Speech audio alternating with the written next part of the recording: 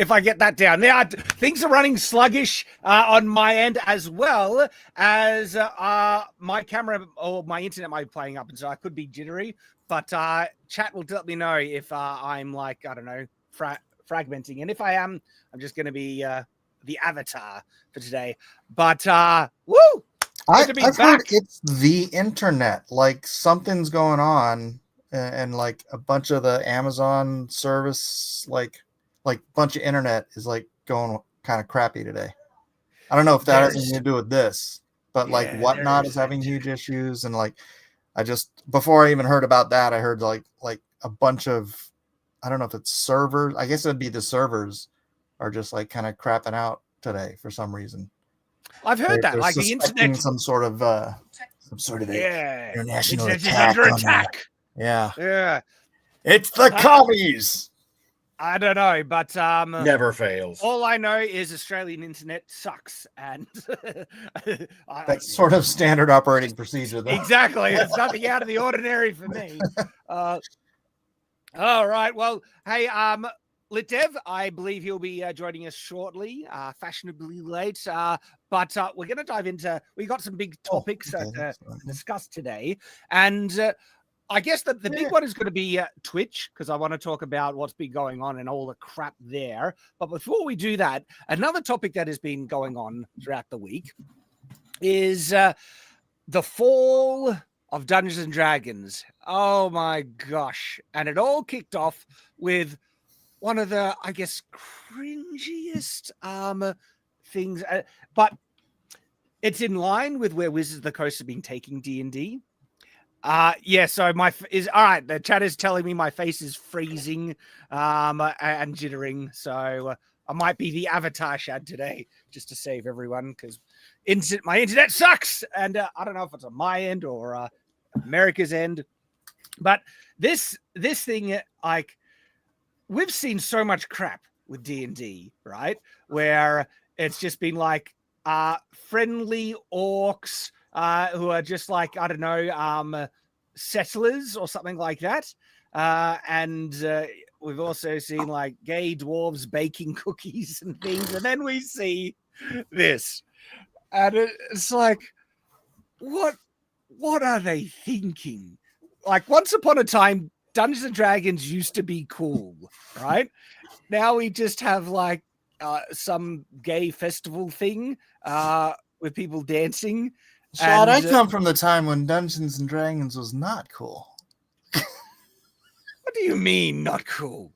What is this like? Only nerds like me and my friends played D&D back in the 80s. We were the true Chads back then, the actual cool people. Chad, how old were you in the 80s? Well, depends which age in the 80s, but because I was born in 95. Not 95, 85. What am I saying? I was born in 85. Okay, so by the time you could pick up dice, it was like the late 80s. Yeah. But I played first edition D&D, and because that's what was available in one of the school libraries. One of my friends discovered the D&D books, and that's why I have a bit of nostalgic love for something that John actually shared, because I feel this is a pertinent thing. John shared a great tweet. He says, D&D, how it started versus how it's going. And this was the official cover art of the first D&D manual I ever picked up, baby. I love this picture. How awesome is this? This still goes hard, man. This is just great. Larry Elmore. Is it? Yep. Is it indeed? I just... And that's a man, by the way. That is a man. Yeah. I hate how they tried to kind of co-opt this. Like the culture co-opters try and make everything about their sexual identities, and they tried to insist that this was a woman because of the hair and the shape of the ass, and it was ridiculous. And Elmore himself had to come out and bitch slap them from one side of the room to the other and say, no, that is a man. You are simply looking at him from behind. And they did a statue, I believe, of this particular picture, where you can spin it around and see very clearly this was not a woman, not a strong woman. Not that I, as an old school fantasy nerd, mind the Amazonian physique of a woman from this era. In fact, I have these days the term they like to use for them is muscle mommies, and I've got one in my book, but you're talking about I'm old school enough that the kick-ass tall muscled female warrior was still niche enough, and before the infestation of the girl bosses took over. Yeah, you're talking about like the Frazetta art style.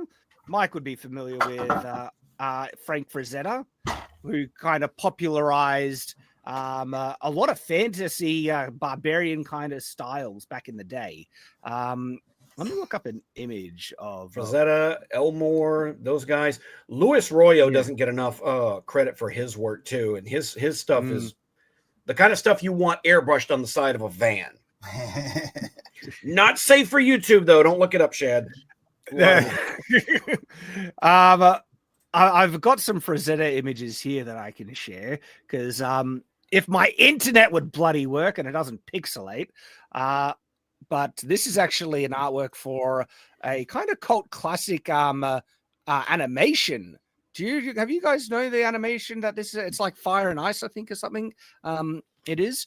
But you got that one. But he certainly has a style, right? And the old classic fantasy style where women they had some muscle on them, right? You know, they had some curves, and this is why you know that this is a man and not a woman, because if this was a woman in the classic 80s, they would be wearing a bikini. that's the kind of that's how you can know that one. But this image, like I said, is brilliant, and it goes hard because it's just like encapsulates the essence of what D&D was once upon a time and should still be, where it's action, adventure, fantasy, you know, warriors fighting dragons and monsters in a lair for loot and all that stuff. That's how it started, right? And as John said, how it started versus how it's going. And it's just like, what is going on? Okay. And make no mistake, this is not just indicative of, this is indicative of fantasy as a genre at the moment, because this is very much in a lot of the indie fantasy spaces and the modern fantasy spaces as well. Cozy fantasy has definitely become its own kind of thing. And there's a few authors I trust to tell kind of a cozy fantasy story because I get the appeal. Right.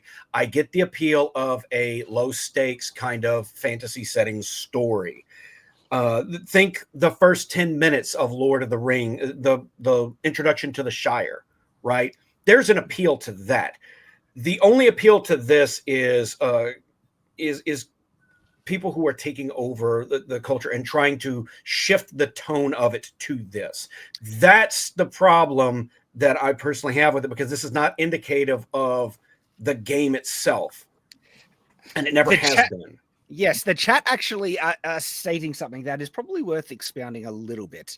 Like, for instance, feminine influence run amok. Now, this is not to say that women can't play D&D or anything like that, but D&D from the very beginning was a boy brand, okay? It was made for young men and boys, and it was all about the action fantasy stuff. And women were free to enjoy it, but enjoy it how it was. If they want to come in and change it, well, that's when it's like, no, you can go and make your own thing, because you're just alienating the core original fan base of this property. And that's what it really feels like, where it's all about, I guess, relationships and baking cookies and settling in new lands and throwing festivals and those type of things, right? They sometimes can operate on the periphery of classic fantasy, like the example you gave with Lord of the Rings, where that's like the peaceful beginning, but then it gets invaded by orcs and you have to pick up swords and kick ass, right? Like that's kind of the beginning and end states, not the core meat of the experience, where they kind of just want to go, and it really does seem like, you know, feminizing the whole thing. Sometimes they even have no stakes, like somebody else pointed in the chat, going to prom D&D. I don't want to play D&D to go to prom. A lot of the complainers that are in my my tweet, which is now I think like 1.5 million views so far. Thank you guys thank you complainers for the extra Elon bucks. I will put it to good use. Oh, this is a good one. There's even some modules that have put forward the notion of here, you can have a game that doesn't even have a DM or dice rolls to it. So basically, you're just telling a story to each other. At that point, what do you need the module for? Well, exactly. And this chat here is like the theater kids took over D&D. I think that's the point as well. It's not just the feminization, but it's just like this soft brand fantasy without any teeth, because they're so afraid of, potentially upsetting. Violence is just upsetting people. So you got to be. This isn't feminine. It's just freaking gay. Look at it. Well, this is very gay, yes.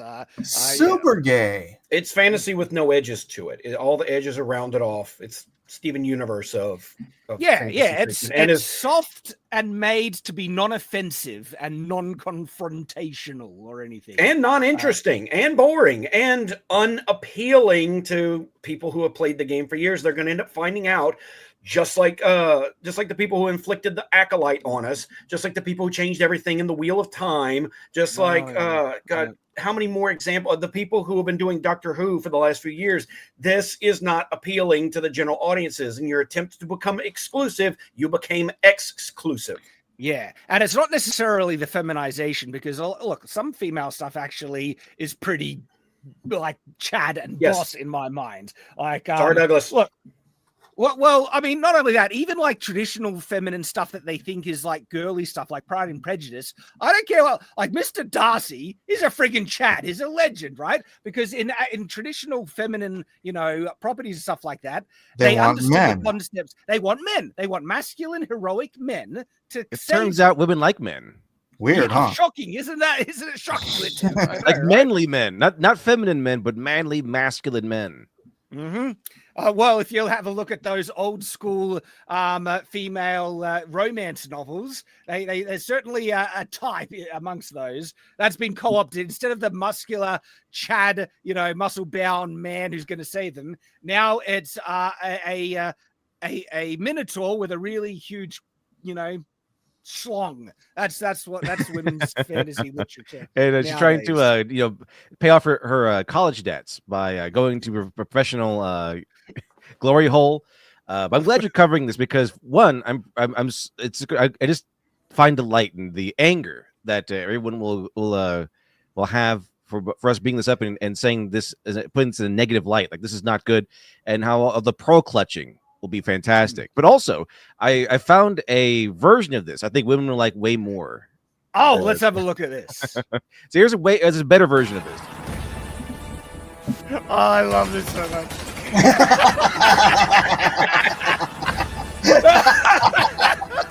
The Emperor protects. The Emperor protects.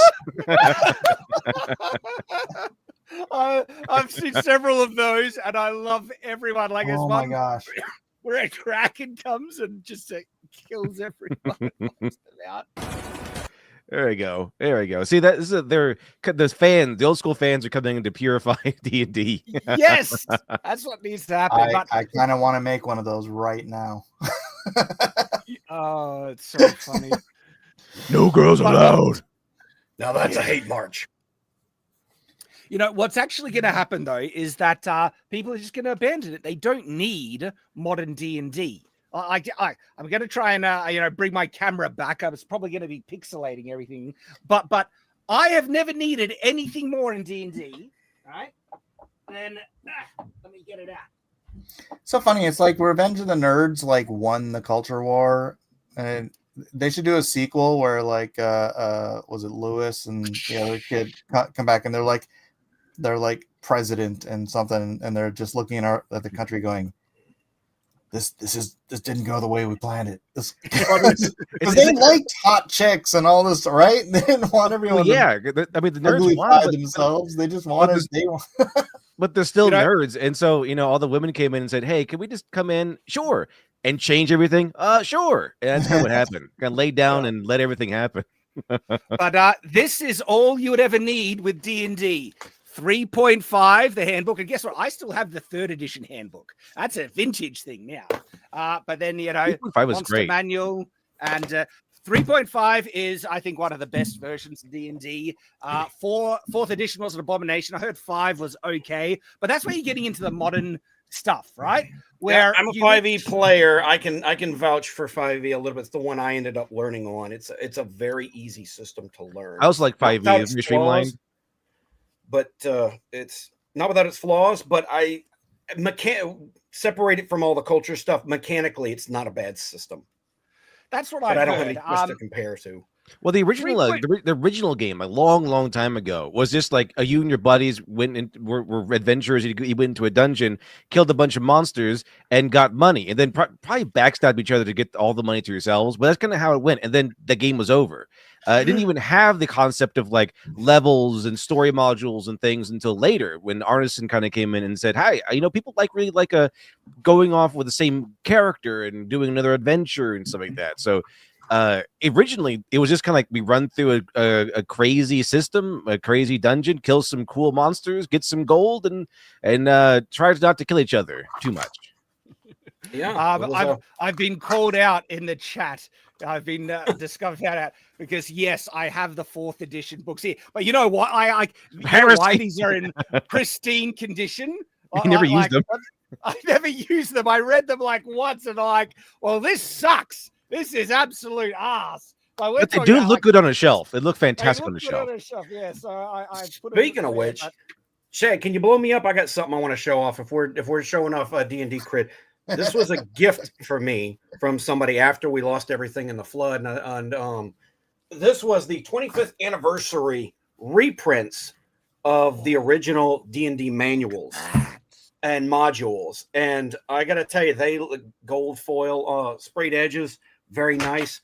This stuff was pretty cool. It's got all the old school stuff on the inside, and this was a very generous gift from the guy. And I don't think I'll ever run a 1E game, because if characters died as often as people like to brag about, my kids probably wouldn't like playing it. But this does look very good on a shelf, like hardcover. Looks like leather. Man, this is great stuff right here. That's nice. And I found a dungeon crawler someone's doing that is in this exact black and white art style today. It was really cool. I saw that tweet, actually. Yeah, I was like, yeah, that looks interesting. So the thing is, like, if you want D&D, you don't need the modern stuff. In fact, the 3.5 manuals, right? You can look them up online. I think they're just around for free. You can even download PDFs. And look, it goes a little off the rails with 3.5 when you get to the ridiculous amounts of expansion modules because then they go into like here's like all these, and it's just Wizards of the Coast being greedy, where they just wanted to keep selling stuff, and so they made additional character class after additional character class with new prestige classes, new feats, and everything, and they broke their own system because they weren't looking at balance. They were just looking at trying to monetize the hell out of it. And if you include all the expansion modules, there are so many broken cheese builds that you can utilize, where you can like make these characters that are basically orbital strike nuclear lancers that can obliterate anything. And it's like, that's where it goes off the rails. But the thing is, though, the core character classes in the core rules are actually like flexible enough that the fighter can represent the knight, and then the multiclass, and if you actually just keep things contained a bit, you're fine, and it doesn't go off the rails. And 3.5 gives you everything you need. But then you got like so many incredible stuff like the Forgotten Realms 3.5 setting book is incredible, and it's just like so deep and so detailed. And then we've already heard that 5th edition isn't bad. You don't need this modern slop, and so just forget it. Just don't even look at it. You don't need any of this nonsense. And a lot of people are making their own, systems now. Heck, I've made my own system. It's called Cogent Roleplay. You can look it up. And it's mainly a rule system without a setting, so it can be adapted to any setting, but it's available for free. You can download the core rule system. And I think it's actually, the actual mechanics are far superior to D&D. That's why I made it, because it addresses many of my own pet peeves about all of that. And so you know, that's kind of where it's at. That the thing is, like, the sad thing is that D&D was not just sold on the rule system; it was sold on the setting itself, the concept, the high fantasy aspect of it. You know, the way that it depicted the elves and the dwarves and the classes and all that stuff, and that's what's just being dumped on and trying to be co-opted in the modern day, and it all sucks. But you don't need them. Let D&D, you know, just die. This one, there's more like of these images, right? This one is funny as well. Boom! Oh, don't you love AI? Don't you love it? I feel like Grok could do better than that. AI is really becoming a tool of rebellion. It really is, actually, isn't it? Because one thing tyrants hate is being made fun of. Yeah, they can't stand it, and there is some hilarious AI stuff. I think I might even have one recently. It's a different one. All right, so let's kind of pivot and talk about some of this this Twitch stuff. Because holy crap! Well, let's. We only have 2 super chats, so we can quickly catch up on these. Brain Stewart for $2 says, "I just like hearing Shad say retarded. It's bliss. It's my pleasure. It's one of my favorite words." Like, I'm glad it came back. I'm glad it did. I would be so sad if it, you know, became so taboo. But the thing is, though, no one had a bar of it. Like, that was the schoolyard insult. That was all. Oh, you're a retard, you know, and stuff. And the fact that people tried to make it too offensive. We didn't catch on. Funny story, Shad. I have a cousin who unfortunately passed away 2 years ago. He grew up. He was mentally deficit. He was the literal definition of, you know, retarded. Mm-hmm. And that was his favorite insult, because to him, nothing was funnier than being called than a retard calling you retarded. Like back in grade school, like that was, how do you come back from that? You don't. The retard called you retarded. You're done. Absolutely. Johnny, I miss you, Digital Parker for $10 says, proud and based 5th edition player. We sadly don't have enough people defending 5th edition. It was amazing for years before the progressives sank their teeth into it. I will add to that. Yeah, I think it was a pretty decent little system. It's, like I said, not without its flaws, and just concerning the tonal shift, as much as I was a fan, have been a fan, and have watched and binged Critical Role. Critical Role definitely played a big part in bringing over that part of the fandom into it, and it is what it is, and that's they're keeping that show alive at the moment. Even though I'm not going to go into a Critical Role rant right now, but yeah, it's exhausting. It just makes me sigh, because you can see where it's going. And I don't know. It really was it started with Geek and Sundry. I think it's going to start all this whole thing. Mm-hmm. That was like this Trojan horse of geekdom, and because it had some cool ideas in there, but it really was the epitome of geek culture has gone mainstream, and it was had some good stuff on there. But that's where Critical Role came from, and also Tabletop, which I also watched with Will Wheaton. And for a solid, I'd say, year, I didn't think Will Wheaton was an asshole. Turns out that he is. Horrible. Gigantic asshole. Have you ever heard of the Will Wheaton dice curse? I don't think so. Not that one. Okay. There's even a video of Matt Mercer talking about this. Will Wheaton is cursed when it comes to dice rolls. And the 2 episodes he guest starred on Critical Role, every roll he had was like under 10, except for the one moment the show was off where he rolled a natural 20. Even Matt Mercer had an existential crisis over it. He says, this guy breaks math and science. It is scientifically impossible to roll as bad as he does, as consistently he does. And I just think it's hilarious that the universe itself hates Will Wheaton so much, it will not even let him enjoy a tabletop role-playing game. It's karma for being Wesley Crusher, I think. Right? And also, he was also in Penny Arcade, and he was the only guest I know of whose character died in a horrible fashion. And then my favorite story, dice curse, he can't do nothing.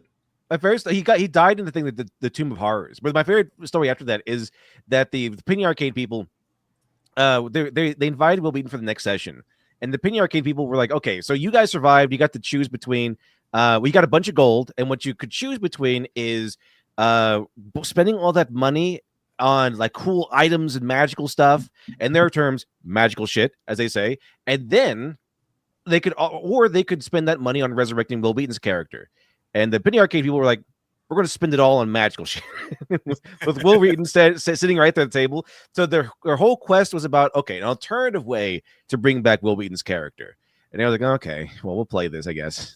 but they chose not to resurrect this character. They chose to get some awesome stuff instead, which is, I think, the right way to go. And you're touching on something that's also a pet peeve of mine, the modernization of D&D and stuff like that. And when I see, these parties that are made out of all these, like, the tieflings and drows and warforged and all these, like, more modern style races, I get like revolted. I'm like, no, embrace the classic. I want elves, return to tradition. Dwarves, human fighters, and the best encapsulation of this is good old Dragonlance. Dragonlance is far superior to anything Critical Role. Like, if you want some classic fantasy D&D, old school heavy metal, it isn't D&D-esque. This was official Dungeons and Dragons literature back in the day, the Dragonlance series. And so you have the Dungeons and Dragons spells, the classic spells and everything in there. And you got the classic character classes. And there is so many books that you can dive into. Sink your teeth into Dragonlance, people. That's the real stuff right there. None of this critical. That's a hardcore story. It really does. So you got the main series, Dragons of Autumn, Twilight, Dragons of Summer, and all goes through the seasons, right? But when you get into the twin saga, Rasslin and Caramon, it gets heavy, man. It's a good series. Rasslin, yeah, he was like the big guy, or however you say his name. Like he knocked out gods and stuff. Like they had to. I think officially in the game they don't let you be level 20 in the game because. That's what happened to Rasslin. He became level 20, knocked out gods, and like, we're not going to have this anymore. So I think you can only get up to level 18 or something in the game.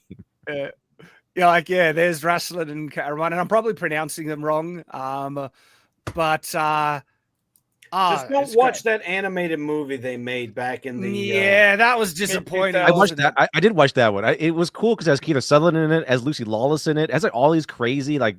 Top tier voice actors or actors in it, like people know, and they all phoned it in, man. And that animation was rough. I'm talking like early '90s rough. It was. I'm sorry, I love Dragonlance too, but man, that movie it's swing and a miss. Let's see. Yeah. Did you know that try to call Dragonlance racist? Those racist? How is it racist? I don't know. Probably because it has some racial determinism, maybe evil races in it or something like that. Their idea is that if anything has any kind of race-based tension between any race in any fantasy setting, then it's inherently racist, and it's such an insufferable take. And like I told a lot of people, we're over it. Okay, we're just done. I don't care if it has racism. They'll never bring back Dark Sun because it has slavery baked into the setting. Oh yeah, it does. It's like a great filter. It's really like Conan, and then also like a John Carter of Mars kind of thing. Very brutal, very very dark, very savage. Mm-hmm. But I get into proper D&D, and you don't really even need to have the baggage. Just classic fantasy. That's what it is. Like the Lord of the Rings-esque style fantasy. That's what D&D used to be. And you got some great stuff. Dragonlance is just brilliant. It's just brilliant. We got one. Did you know according to the guy that created Forgotten Realms, deep bit of lore here, that tiefling breast milk tastes like buttermilk hit with a hint of cinnamon. And he knows. I'm so over tieflings now. They used to be like really rare and strange. Now they're just a primary race. Like when I play Baldur's Gate 3, and there's like a complete, community of tieflings. I'm like, get out! Look at this. Like, no, these. Yes, it was Ed Greenwood who said that. And according to him, the reason why he knows this is because, according to him, his players really like to role play.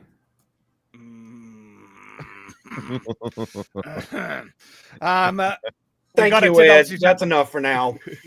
Wasted Space for $10 says, early version 5th edition D&D was a teaspoon or two of homebrew, has never let me or my party down. New 5th edition is canonically 400% more gay, and ranger class is nerfed to some guy who likes the woods. Look, they got rid of the gnome as a primary race, and did they bring the gnome back? Because I felt that was dirty. You did the gnome dirty. How dare they? Exactly. Can't stand that. They got rid of the gnome, man. Wow, big 50 from Retro Heroes says, Night's Watch was a huge inspiration for our music. Hell yeah. Thank you for being the true retro heroes fighting the culture war. We'll be sure to cameo you in future video. We definitely missed when D&D heroes weren't soy boys. Hell yes. Well said. Thank you, man. Retro Heroes. That is awesome. That is really cool. And then we got an honest doubter for $2 says, real life has races, time to update or cancel it. They didn't get rid of the gnome. It's right there.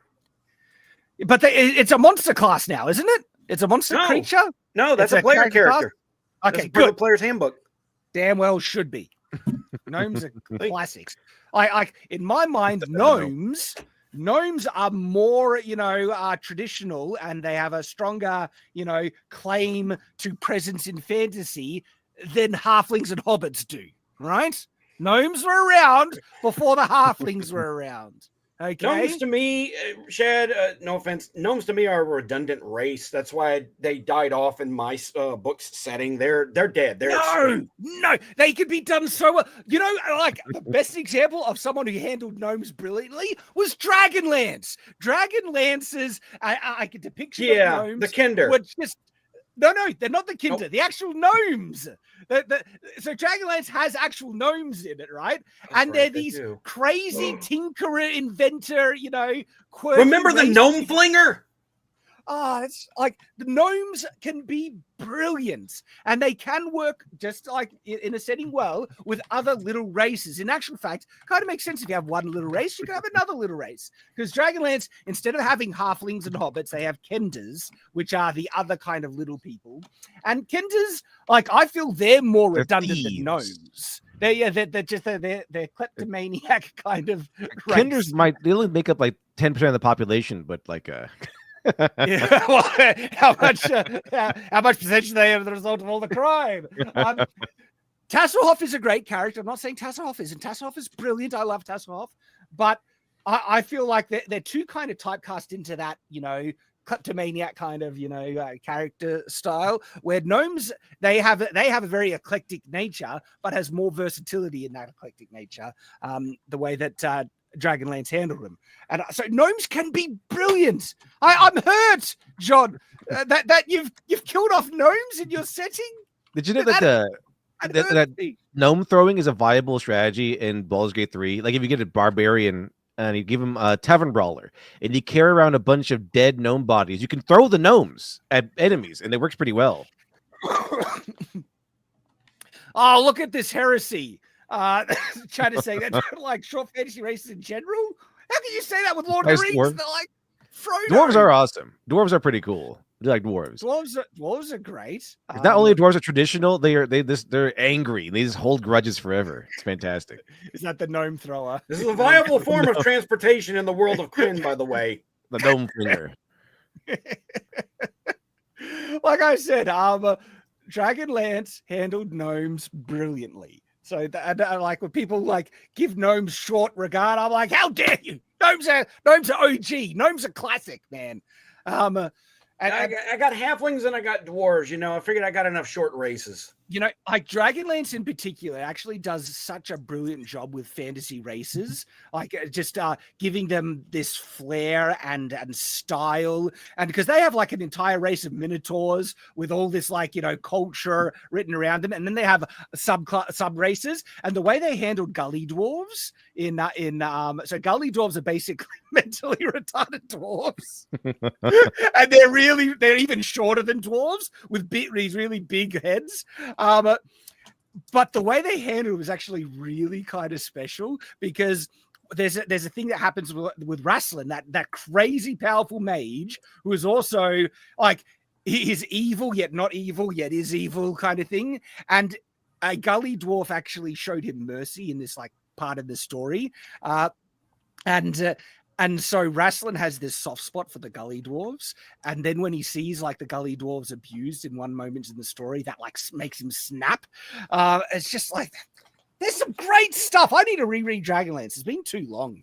Way too long. I need to not only reread, I need to go for continue on, because I read the original trilogy and I stopped because I didn't know what order the books were in, and I didn't want to go back and read the prequels because I knew where these characters came from. But you know, I'm not a big prequel fan when it comes to storytelling. That's just me.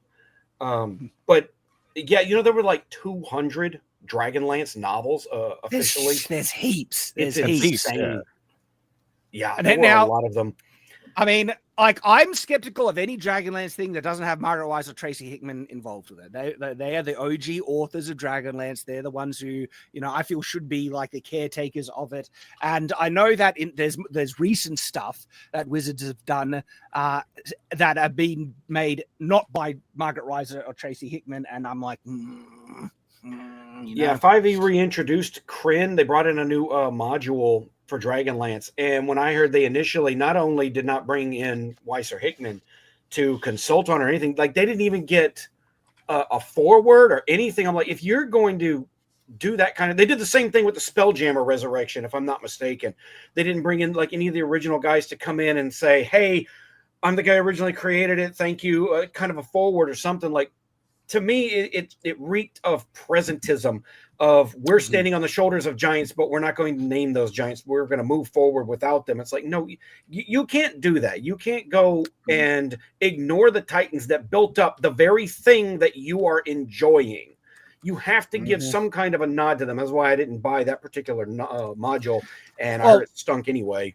It's modern Wizards of the Coast D&D, so don't expect anything good to come out of them at this point. The amount of crazy woke, you know, extremism that have gone to, they don't deserve your money. And if they're that level of activists, if you have anything that is even one of the most mildest right of center viewpoints, right, they'll consider you a horrible bigot and all the bad things. They hate you, so they don't deserve your money or support, and you don't need it. Do hate you. Well, exactly, right? And you have such great legacy stuff that you can get for near free now. Get into D&D 3.5 or all the first versions of 5th edition even. Again, 4th edition is Abomination, casted into the sun. But 3.5 is the GOAT. And also you have other ones like Pathfinder is basically the continuation of 3.5 mechanics. But again, 3.5 is so good that I don't even think you really need Pathfinder. I think Pathfinder, people call Pathfinder 3.75 because it kind of took 3.5. It was based off 3.5, then kind of streamlined it a little bit, and then they did make it more complex. There's more complexity in Pathfinder, which I'm not necessarily a fan of. I do like the streamline stuff a bit more, and because 3.5 gives you everything you need, and then if you do want those expansion aspects, if you're the game master, you can add it in. It's very easily adaptable because the rule system is so flexible that you can easily just make some, you know, homebrew kind of mechanics, classes, whatever you like, feats, and you're good to go. And so. It's pretty fun to make some. So one thing I did for fun when I played D&D a long time ago with my friends, I was DMing, and I said, I decided to give them a special, unique feat based on whatever circumstances resulted in their first natural 20. So like, you know, if you roll natural 20 for like attacking something, okay, you're really good at attacking this one thing in that fashion. One of my friends he was searching for something in a pile of garbage and he rolled a natural 20. And so, okay, you got the feat called trash finder or something. So anything, and specifically, I stated if you're looking through something gross and disgusting, you have an advantage or a higher percent chance to find something cool. Unfortunately, I had not counted him saying, you know what, I'm going to search every butt of every enemy we slay. So he's like, okay, we killed like 20 enemies. All right, time to look into their butts and see what they have in there. The thing is, what made it funnier though is that I was using like random loot tables to see what he would find, and then he would sometimes find like, okay, you look in the guy's butt, there's a lantern, There's a tent in there. How did that There's come? a- How did that fit? There was a rusty axe. Fortunately, that's Yeah, kind of the D&D I like to one-shot play. guy. So I just was endlessly laughing. It was just really funny. That is great. So, Oh, you can Was have his such character's fun name the moments. Ass Man? it kind of became that after a while. All right, Nathan Cassidy, I got to give you that one. That is well done. That is very well done, sir. Well done. Literally. Yes. Literally. Here's something to remember though, Shad. Whether it's first edition D&D, 5e, Pathfinder, whatever, the answer is usually arson. Never fails. Or at least Solves in so my many games, they problems, found right? arson to be the most effective tactic in almost every situation. Oh, The answer is glorious. always fireball. Fireball. I didn't ask how big the room was. I just said I cast fireball. That was Fizzband. Was it Fizzband or Fizzban? Yeah, that was his- Fizzband, the fireball when they were stuck in the cart. Exactly. It's like, and I love that. Like when you come across Fizzbin, and then it turns out that he knows Fireball, and like people freak out, and Russ is like, no, don't. Fizzbin just casts Fireballs, and again, because Of course he knows Fireball. fireball. Because in D&D, Fireball is one of like the spell, one of the spells you're really aiming for. Because when you get that, you got the targeted explosive detonation spell that is just glorious and fun. And so the way that they use it in Dragonlance, again, it's great. I love it. You ever see that TikTok trend, the Wizard War shorts, where it's No. they're sitting there casting different spells against each other, like I cast tungsten ball sack, or Testicular cast- torsion. yeah, testicular torsion, or my favorite was manual Noodles. breathing. Yep, manual breathing and was an instant Brazilian wax on a werewolf, which knocked him out. There's Punky Doodles. That's a good one. Sealed butt crack. You get up to so many shenanigans and fun with your friends when you're doing role playing, and just that you have those fun moments, and it's good. It's good stuff, and it's a pity what's happening to it. But once again, you don't need any of it. You got all the classic stuff. You can ignore the modern woke crap. And Wizards, they get what they deserve. They alienate their audience. They're failing, and they'll continue to fail massively. And I don't feel bad for them, honestly. They get what they deserve. I know even Critical Role was going to go away from them, but I guess they bought them back because Yeah. the only reason Dungeons and Dragons is as popular as it is because of I guess 80% Critical Role, 20% Penny Arcade, I'd say. Yeah, I would say that. And I'm not sure I'm a fan of that. I think like one of the things that's caused D&D's downfall is it becoming so popular in the mainstream, where and then it has to be sanitized to not offend anyone. And it's like, oh, give me a break. A lot of our fandoms were better when they existed in the niche. Just so us nerds could appreciate it. Mr. Thomas Tompus for $5 says, "Hail panel! Tunnels and Trolls is an alternative to D&D that my uncle introduced my cousins and myself to growing up. There is heaps out there. You don't need D&D. In fact, and again, you can get the older manuals basically for free, and you get them all, right? So if you want to do role playing, you got all the resources and things that you could ever want or get your hands on." And Nathan Cassidy for $19.99 says, "Fleece auction. I likes ya and wants ya. And can we do this the easy way or the hard way? The choice is yours." That's all I can think of when I hear orcs are black. And for man's butt. Because there's that whole, Lord of the Rings is racist bullcrap that's been going around recently because, an article was made talking about this university course exploring the racism in Lord of the Rings. We covered it on FNT. Absolute bullcrap and nonsense. And if you are the one that sees orcs as black people, maybe you're the racist. It's more of a them kind of thing, right? Well, the person it really saying, is. I've never seen orcs as black people until they point it out. Not even. To me, they were orcs. Not even close to being on my radar. When it came out, it struck me as one of the most absurdly retarded things ever. Like, what? Like, how racist are you for connecting that? Holy crap! And it's a false connection. It's because everything needs to be racist, so they have their boogeyman to be an activist against a virtue signal. I'm so good and virtuous that I condemn that for being racist, and I see it for being racist. Therefore, I'm a better person than you. It's nonsense. And part of the sanitization of both fantasy and D&D has been their efforts to eliminate the concept of evil races in general. I can't stand because that. They basically just looked at Drizzt Do'Urden and said, what if they were all like that? Well, then Drizzt isn't very special, because that takes away what made him an interesting and unique character, that he was an outlier. No, he turns out he's actually the norm. And it doesn't really, it kind of loses its appeal when you end up trying to do that. Then everything, you make everything for everyone, you end up making nothing for no one. Yeah. And it's like, it's so annoying, because actual evil races can be utilized so well as the antagonists in stories.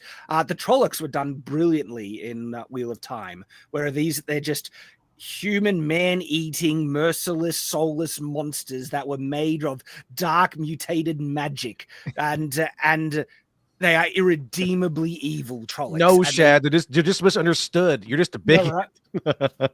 And they have scenes where Trollocs are like, it's actually kind of horrifying, where there's this thing that people are aware of, the Trolloc cook pot, where they go in, they slaughter, and then they capture women and children and throw them in a cook pot just to eat. They're cannibalistic, merciless monsters. And then they have like these horror scenes where certain characters get almost eaten by the Trollocs, and they're like tied up on spits and things like that, screaming, in horror and all that crap. And if you're against this, though, it's you're a typical right winger, being against human sacrifice and cannibalism and all kinds of nonsense. That's typical right winger. Yeah, who are you to judge? It's just their culture, Shad. I know. All cultures are equal.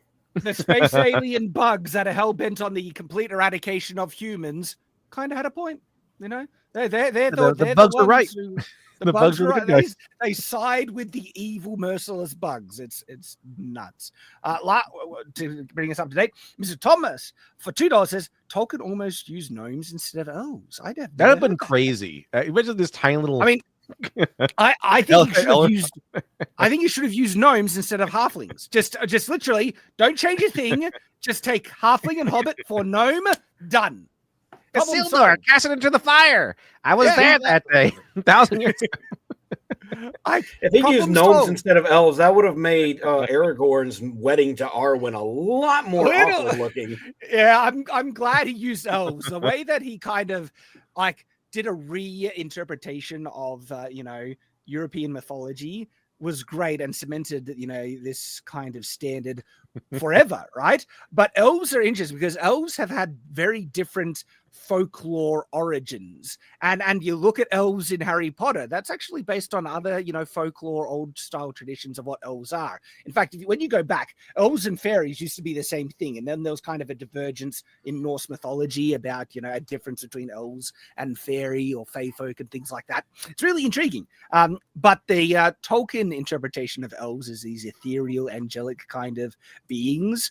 It's become the standard almost, and I love it. I think it's brilliant, and it's a great legacy. Speaking of Harry Potter, Shad, what do you think about that? I rewatched the first movie because I started playing Hogwarts Legacy again. But yes or no, Slytherin was robbed of the House Cup in the first movie. I'm pretty sure that they were robbed of the House Cup in the first movie. Yes, but they also kind of deserved it. But look, I'm just kind of thinking about it from another student's perspective, because even if you look at the background, even the Ravenclaw and Hufflepuff people are like, what the hell? Because Gryffindor was black, and it's like, Dumbledore you would think Dumbledore is a bit biased. It's like, hang on, Dumbledore, you just gave all these points to win. And Dumbledore's is like, oh well, he looks at that Slytherin one. Oh, by the way, Ron, really good freaking game of chess. 50 points to Gryffindor. Yeah, all these points just happen to go to Gryffindor. But a game of chess nobody saw, by the way. All right, like if I was one of the students, I would be thinking, like, hang on, Dumbledore better not have been a Gryffindor, because if he was, we know why he's doing what he's doing. There's a little bias here. Exactly. As a Ravenclaw, Shad, because I got Ravenclaw. I'm a same. I'm a Ravenclaw. I was sorting the Ravenclaw. So. Yes, because in the first movie, Ravenclaw was second. So if next year I'd be like, this is nonsense. How about you? Hey, Slytherin boys, how about you and I? We team up. We crush Gryffindor together, because that was nonsense, some bullshit. Yeah, because that's right. The next one was Harry Potter for being a cool guy and really brave. 60 points to Gryffindor. I think Hermione's is like, because Hermione was really smart, 50 points to Gryffindor. And then Neville Longbottom, because you stood up to your friends that no one else saw, by the way, 10 points. And that gets you the win. Hooray! Yeah, I think you're onto something there, Lit Dev. I think there's something shifting. I had the exact same reaction, dude. Like, this is not so exactly my reaction. Yeah. And so, as a Ravenclaw who came in second, I was offended on those students' behalf. I was like, wait a minute, this is nonsense. Well, we just got a super chat, $5, sharing some info. Starry Nights, $5 says, short answer, Slytherin wouldn't have accepted losing to Gryffindor otherwise and would have called foul regardless of the legitimacy of the win. Yeah, Slytherin, that'd be sharing an objection to that. And also, just to grab this one, Wonko the Sane for $9.99 says, if I could make a universal law that resulted in anyone trying to assign a malignant motivation to Tolkien being kicked in the junk by a disembodied foot, it would be so. Well said, Wonko the Sane. That is a very sane comment. I agree completely, sir. Yeah, how dare they malign Tolkien and Lord of the Rings? Utter scumbaggery. Can't stand it. Although if they did elves and if they made elves gnomes, Galadriel would be a way different character, I think. Yeah, she would. Quite. Nathan Cassidy for $1.99. Dumbledore found some ballots that came in at 3 a.m. Yeah, that's exactly what happened. It's exactly what happened. It is. Snape jumping up. Stop the count. Stop. Racist bigot Snape tries to stop the count. Is hanging Chads. Oh, I mean, if Trump probably would be a Slytherin, if that hat goes on him. He probably definitely would. They would Slytherin.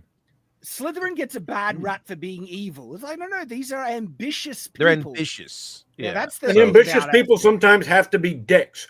Yeah, it's kind of like you saw that documentary about Michael Jordan and his run with the Bulls. Like, that guy was a bit of a dick, but he was winning. He did what it took to became win. One of the best. So Well, gentlemen, it is time to pivot the topic of conversation now to Twitch. Holy crap. Like, it just seems to be getting worse and worse. This company, this platform is complete garbage for ages. Like, the fact that they have such blatant, unmistakable, double standards where they will ban someone for calling another creator fat, right? A fat B word. And then people who are calling for death, right, gets a complete free pass is insane. And the examples is Tectone got banned for calling sorry, it's hard to say her name without gagging. Frogan. I got it out. He called that streamer a fat B word. He got banned, right? But then you have people like the streamer I mentioned saying some of the most vile crap, get a complete free pass. So the double standard on Twitch has been around for ages. The bias on the platform, because that double standard always seems to go in one direction, okay? And some of the most extremist left, psychopaths basically get protection and a platform to spew their crap, right? Hassan being the biggest example, supporting terrorism and all that stuff, and the CEO being just a complete retard. biased retard at that, right? It is garbage. Now, the user base has been shrinking on Twitch for a while. And it's not, I don't see how it's making any money. There was this big problem with advertisers boycotting Twitch, and I think that those problems are still around. And people losing money. Not just on top of everything you've listed, they are just terrible to their creators in general. Like, I was hearing complaints just off the wall about Twitch, even before a lot of the overly political stuff and the biased takes really started to take off. It's just a badly run company, and it does make you wonder. I feel like Twitch can be taken down eventually by something else, probably a death of a thousand cups, because between YouTube and Kick and Rumble, good creators have other places to go. But it's just such a badly run company. It makes you wonder. I've streamed on there a couple of times, and discoverability, if you're a new person, is absolutely garbage. It's dead. It's dead now. Twitch, once upon a time, had the potential to be a viable competitor to even YouTube. Like, Twitch used to be the streaming platform. I'm talking like 10 years ago, right? But that's just been destroyed. Yeah, no, it didn't. It used to be the gaming streaming platform, but that's completely destroyed now. Now it's just like the place for political activists to say insane garbage crap, where they prop up, left-wing extremists. That's kind of thoughts. Left-wing extremists and thoughts. Lots of thoughts. Yep. That's the place for Twitch at the moment. I think that's kind of what happened to Twitch the first time it got really big heat, was that it was very, very strict on its policies in terms of like what you said and everything. And then, just in terms of nudity or whatever. And then the Twitch thought streamers came in with their hot tub streams. And for some reason, they're all given passes, this infinite passes and infinite leeway. Well, it's probably not as much of a mystery nowadays, because it was discovered the type of people that the CEO follows. Remember how there was a thing where it was showing his phone app of Twitch, and it came up that the people who's following him, and it's just these thoughts. He follows the thoughts, right? And so he's this creepy dude, and that seems to. I was like, oh, that's why the thoughts are getting all the free passes. Okay, yeah. The CEO is just a complete mess that is destroying the platform. But I guess, I wonder what is going on in regards to that, because he obviously has to answer to Amazon, the actual higher ups that own Twitch. And are these higher ups just covering their eyes and ignoring everything? Because if they just open their eyes, they'll say like, oh, this is not only a terrible platform that's getting worse, losing money, right? It's also a bad look on them, the people owning it, that are propping this garbage thing up. I don't know how much longer it has, because if it keeps going on, it's going. I don't see a future for it. And if anyone had brains, they would wake up and say, either it needs to be like the entire thing needs to be cleaned house, and the extremists need to be banned permanently, completely. Then there might be some glimmer of hope. But if not, yeah, I surely Amazon, the actual people that are funding and propping this piece of crap up, will wake up and say, oh, well, this is a liability. Maybe you should do something about it, And of course, the biggest liability is the terrorist supporting Hassan Piker, right? And he is called for the murder of conservatives many times. He is an absolute psycho. He does not deserve to have a platform. That's like, if you cross the line to call for violence, right? That's criminal. That's not free speech. That is criminal, actionable thing right there. And you do not deserve a place in civil conversation then. He deserves to be banned completely for how much of an extreme psycho he is. Yeah, they have to have a zero tolerance policy for all of those people. Just like that chick at the parade, like doing the Charlie Kirk thing. It's like, you can't. I heard she got fired. Good. As well, she should be. She should not be anywhere near children. Oh my gosh, what's wrong in this world? Right, and that is should be more than enough. Anyone who is just a sane, reasonable person, right? Seeing someone call for the death of others for, bland political, ideologies that they have, right? That's a psycho. I how could you see anything other than that? But unfortunately, politics has gotten so polarized that all his supporters, followers, they like that he says that. They're the ones who want him and are of like mind. They're psychos as well, and they want their political opponents to be murdered. That's how extreme the left has become, and so. If anyone had any brains or just pure reason, right, they should understand that is the line. You do not go into, calls to violence, all right? And you should be banned completely. But that is protected. He's been protected and is still, allowed to spew his actual vile hate, right? Although I have what's like the whole backlash against his the dog collar thing. Now that's exactly where I'm at to now. But it seems like the thing that has gotten him more backlash than the active calls for murder, right, is the fact that he is an animal abuser. It's because they all have all of his entire audience has fur babies. So they're like, oh, wait a minute, hold on now. You can't abuse dogs. Is that found the one thing that unifies the right and the left is we all like our pets, we love and some dogs, more than others. So don't get me started on the fur baby thing, but yeah. They saw him do that, and he tried to lie his way through it, but he still is.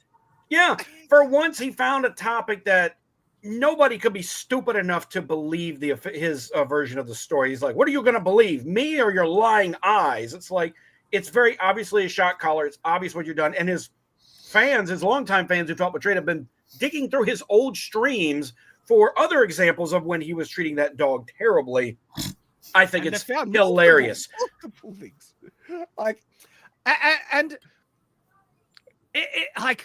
It isn't surprising to me when you said the way that he has just been blatantly lying and said, "Don't believe your lying eyes. This is just a vibration collar or something like that," with the tape over the thing and the fact that the prongs can be easily removed, all this stuff, right?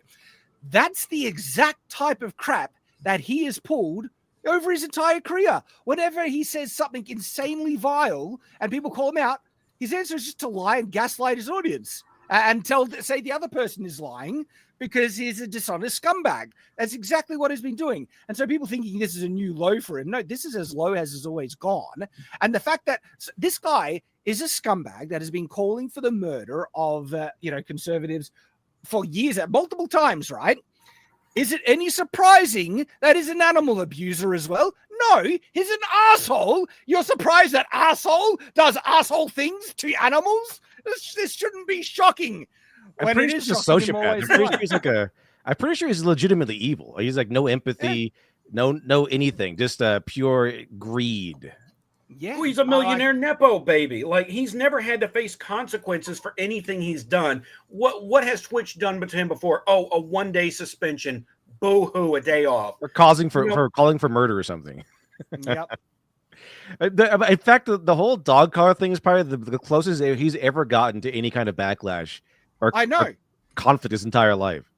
And the fact that his normal shtick of just gaslighting, saying, no, it's not this, don't believe your lying eyes, isn't working for his own audience because it's actually something that they're willing to believe their lying eyes. Because this is the thing, his audience, I like him. They hate the right. And so they are happy when he lies about conservatives because it's all about power. It's not about honesty. It's about power and winning. And his tactic is to lie, besmirk, smear, gaslight, and vilify the opposition in the most extreme and vile of ways. And that's exactly what they want to do. They're like, yes, they do that too. And so they're all on board with that tactic, right?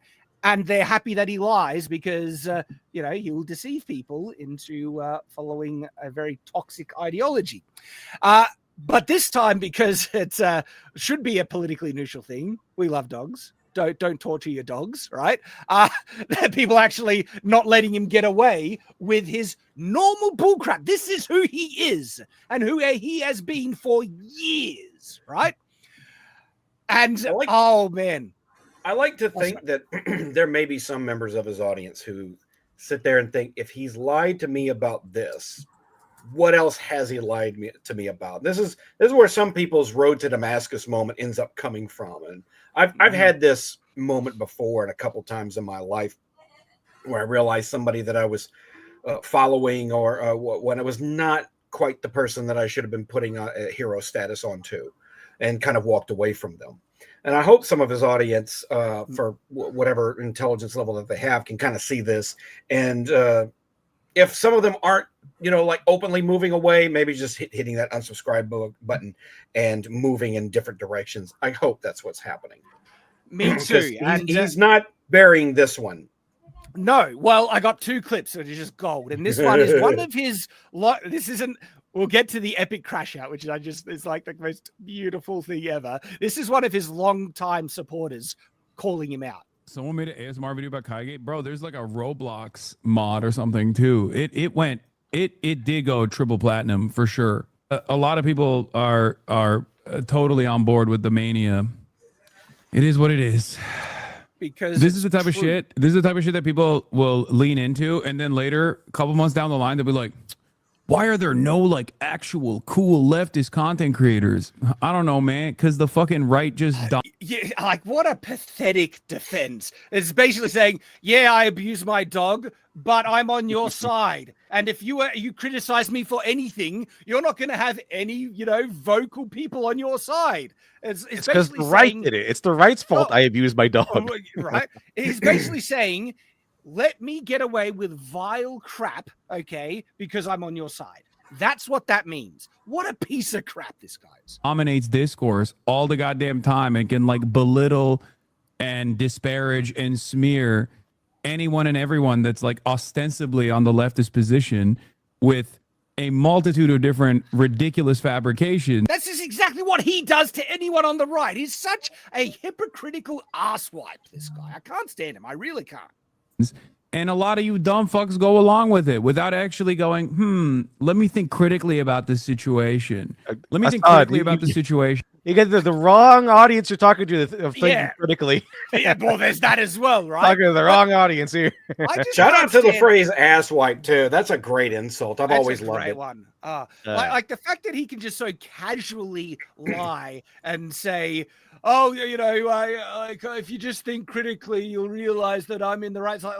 No, by doing that, he's trying to say, "Let me think for you, because I'm the critical thinker, and believe what I say when I lie, and just accuse everyone of being an idiot." Right? That's what he does. He doesn't engage with the actual thing. He says they're just not thinking critically, being a moron, and I'm right. It's pathetic.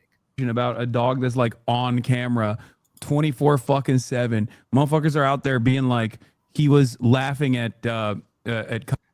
I don't think I've heard a single person saying that he forces the dog on camera 24/7. No, but for hours on a time where you'll stream that, you force the dog to do that, and that is demonstrably true, right? But he's trying to say to him the dog is a prop. Yes. Right. Yes. To him, the dog is a prop and that's why he has to train it, use a shock collar to keep it in that one spot the entire time. How did they never notice the shock collar before? I wonder. Well, I mean, he tries to. I've tried to do it subtly, but now people know what to look for. They're finding all the cases of when he's done it in the past, right? But what it is as well, right? He is like really one of the scummiest. And what did you say, Litdev? It's like he doesn't have any actual empathy. He doesn't understand it. Like he might be a sociopath or something like that. Where he the way this guy calls for the death of his political opponents, he has no actual empathy on a human level for people that he others and dehumanizes, right?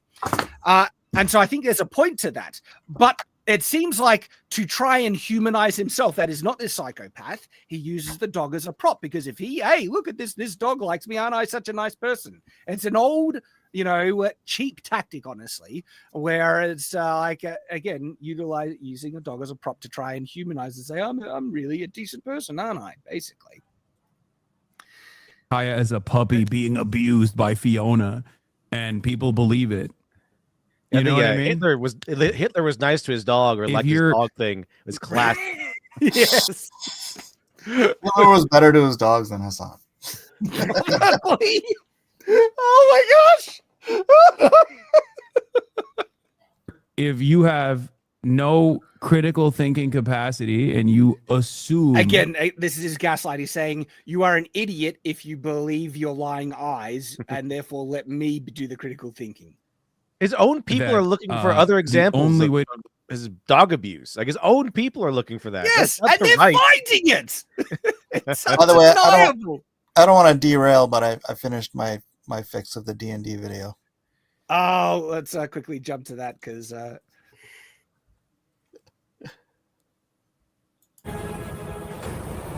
You may go overboard a little bit. The imperfect.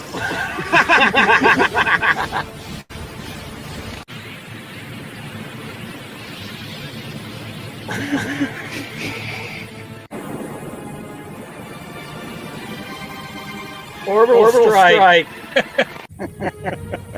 just to be sure. It's the only way to be sure. Yeah.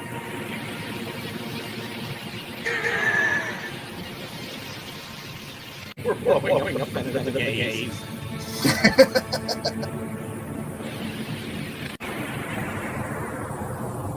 And look, it's beautiful again. No girls allowed.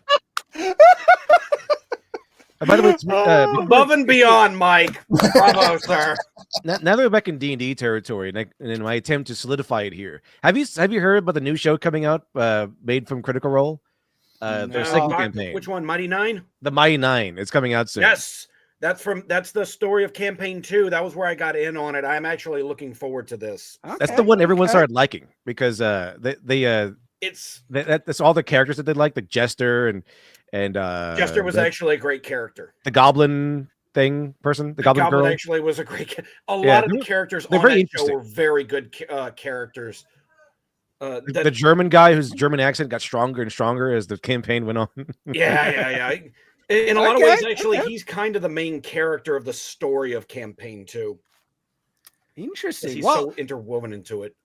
You know, with your recommendation, I might keep an eye on it then. Now, look. The cartoons might be a lot more woke. I'll say this about Critical Role: when I was binging it, and I kind of binged it as kind of a while I'm working or doing something, it's kind of a fantasy radio show kind of playing in my ear. That's kind of how I always looked at Critical Role. A lot of the woke stuff that was not quite cross over into the campaigns themselves. Not very egregiously, not in campaigns 1 and 2. The cartoons do kind of do that a lot more because they're in charge of it now and they know their audience. Campaign 3 is where it really went off the rails. Every character was a quirky Chungus chaos character, and there was just everyone was baseline bisexual. It really got pretty egregious then, on top of not being a great campaign. But Mighty Nine had some decent characters, give or take. I'm interested to see how it's going to go. Right. I reviewed the Vox Machina cartoon shows on my YouTube channel, and I may do it for Mighty Nine as well. But believe it or not, I still enjoyed those. And I'm interested to kind of see how they adapt the story. They were talking about making some changes. If it's if My Nine is anything like Vox Machina, it might be woke, but it's kind of fair. So they'll have like mixed militaries, men and women, but the women will get as incinerated, desecrated, and obliterated as well as much as the men do. Okay. Yeah, Vox Machina season 1 it was the most uneven one because it was trying to find that tone. When it was taken more seriously, it was definitely hitting the right note. And then in season 2 and 3, it really scaled back on like the Marvel humor. There's our girl. And Mighty Nine was interesting in that the kind of theme of the whole campaign was we're not the world-saving heroes, and even though in the end they kind of become the world-saving heroes, and that whenever Matt the DM was trying to kind of say, hey, there's a war starting over here, they're like, no, we're going to go this way and we're going to become pirates. Like, avoid the war. Yeah.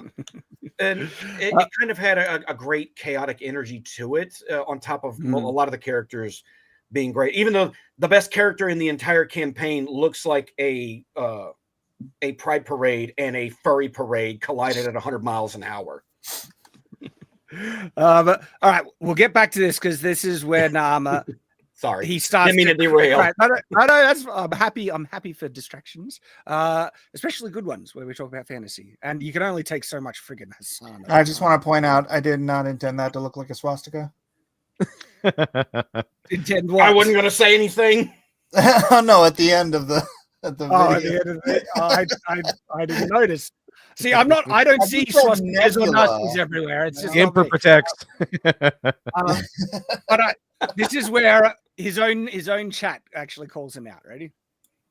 Maybe have a dog and it not be a part of your persona if you don't want to fucking question when you're evasive. You're no different than the GOP. You're a 40-month subscriber and you think I'm like the grand old party. So you're 41 subscriber, just like obviously they can see what's going on. And so even they call him out. You know, it's like have a dog and it not be part of your persona. Yeah, like you don't need the dog on stream. You're no different in the GOP. You couldn't have told him anything more insulting than that. That's great. This Because I look of won't flush. just sit there and be like, you guys are right. I'm actually abusive to my dog. Well, he's saying what do you guys want me to do? Actually apologize and have accountability? Is that? It's like saying that's beyond the pale. How dare you say that? This is unironically what I was talking about. Oh, it's just what an awful. But then we get like this. This is like a language warning, but this is just too glorious. Let me I found the swastika.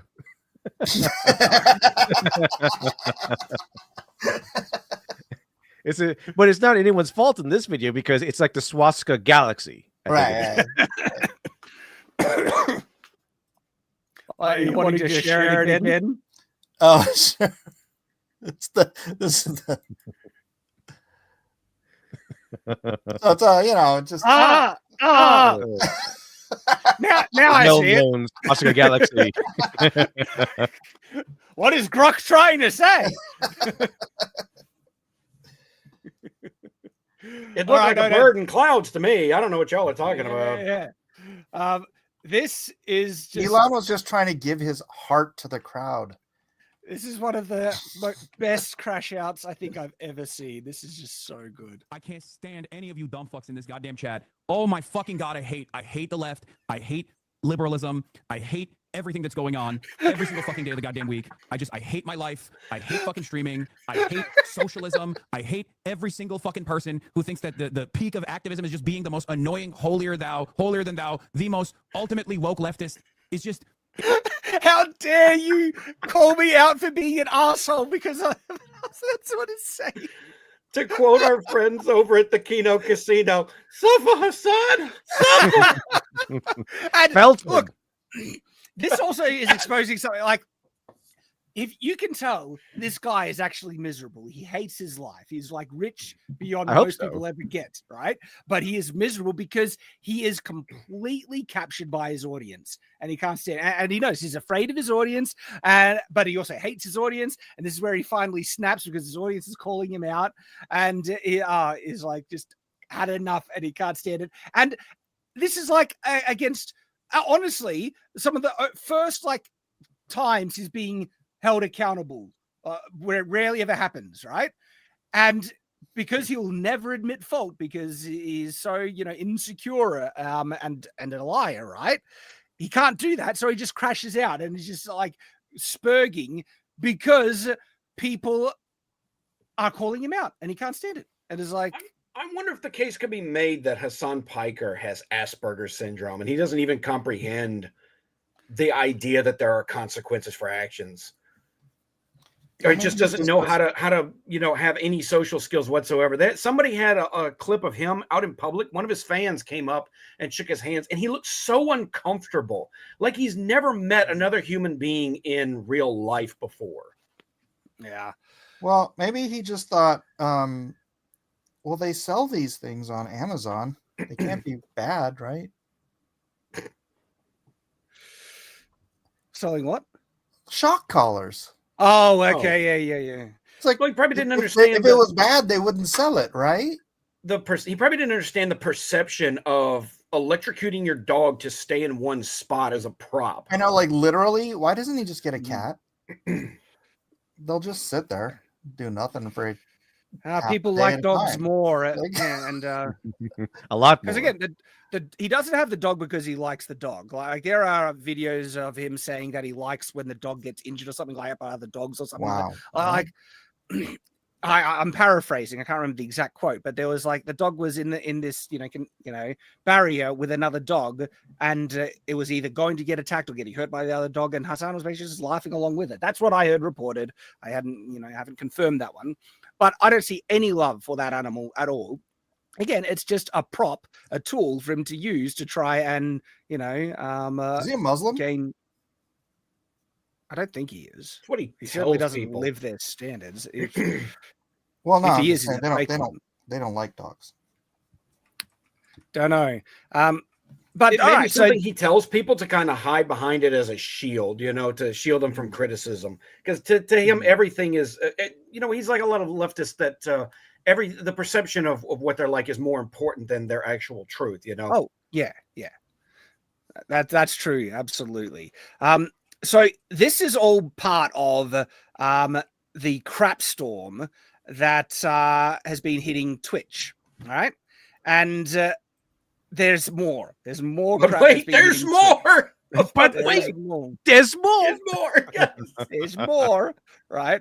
So TwitchCon, Twitch's big convention, okay? And people have been saying like, look, there's not enough security at these things. Techzone has been criticizing, saying, look, something bad is likely going to happen. And Asmongold warned people not to go there too. Yeah, right. And then something bad happened because they not giving people enough security, also like forcing people to attend by contractual obligations and other things. And so what happened, there is a streamer called Emaru. I had never heard of her before this thing. Okay. Twitch is like just another world to me, or it's just, I don't know anyone, right? But all right, so there's apparently a popular streamer named Emaru, and what happened is that some simp, like is one of the desperate like simp fans, right? Went up and hugged her without her consent. Okay, now as to how traumatizing this really is, all right, don't really know.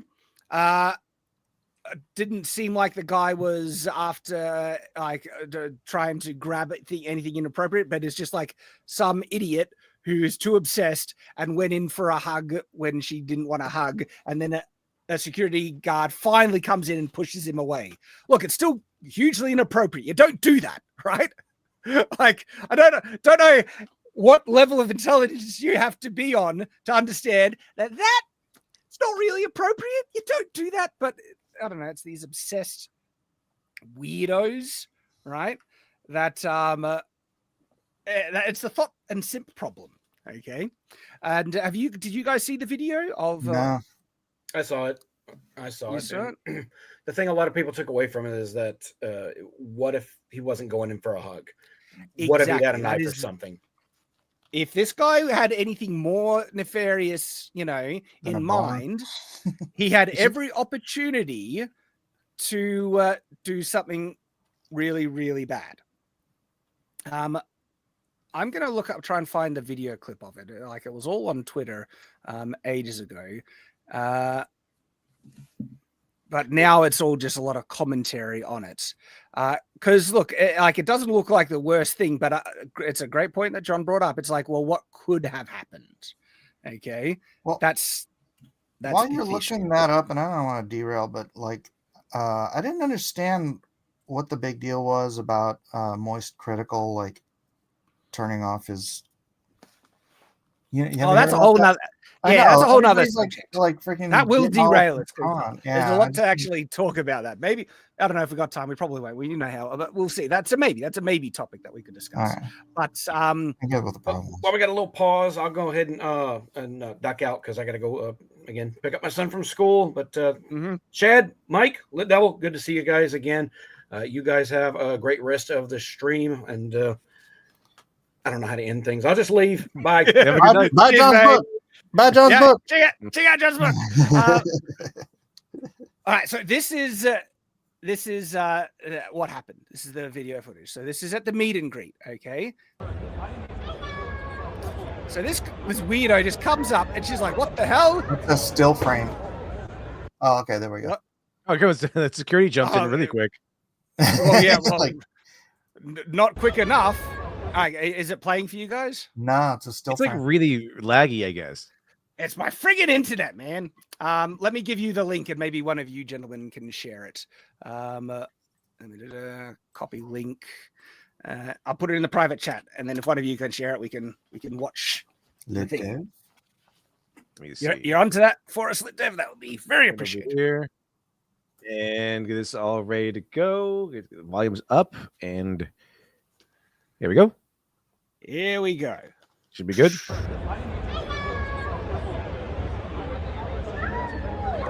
What the heck? It just walks right up. Yeah, He just right? walked right on up.